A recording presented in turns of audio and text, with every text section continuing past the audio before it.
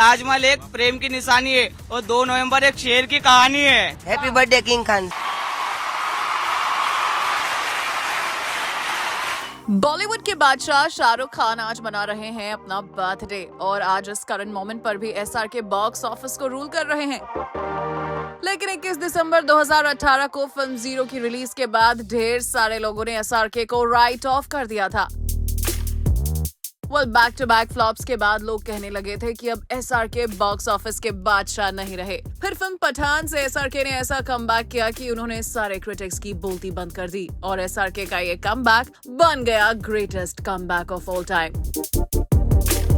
SRK का movie से दूरी का पीरियड एक ऐसे वक्त पे आया जब मूवीज खुद भी ब्रेक पर थी। उनके एक्टिंग से ब्रेक लेने के 1 साल बाद पेंडेमिक ने दुनिया को रोक दिया और थिएटर्स 2 साल के लिए बंद हो गए। एसआरके का कमबैक एक ऐसे वक्त पे हुआ जब ऑडियंस थिएटर्स में वापस आने लगी थी और उनका वापस आना ही मूवी गोइंग एक्सपीरियंस को रिवाइव कर गया।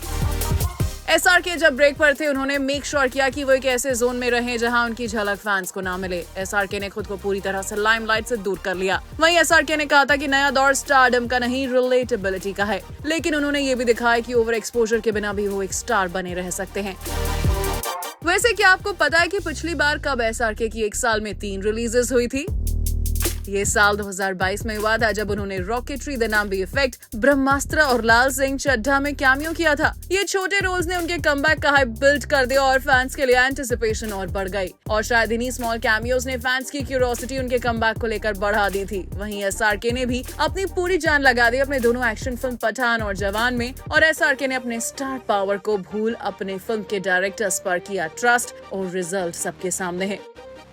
वहीं एसआरके के एंग्री यंग मैन अवतार को उस इंसिडेंट से भी जोड़कर देखा गया जब उनके बेटे आर्यन खान को एनसीबी ने अरेस्ट कर लिया था in an alleged ban substance case. लेकिन अपनी लाइफ के सबसे बड़े इम्तिहान को भी एसआरके ने बखूबी पास किया और एसआरके की फिल्म जवान का एक डायलॉग बहुत पॉपुलर हुआ, बेटे को हाथ लगाने से पहले बाप से बात कर।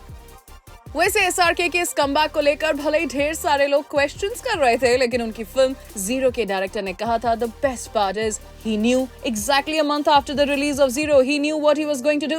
He was very clear.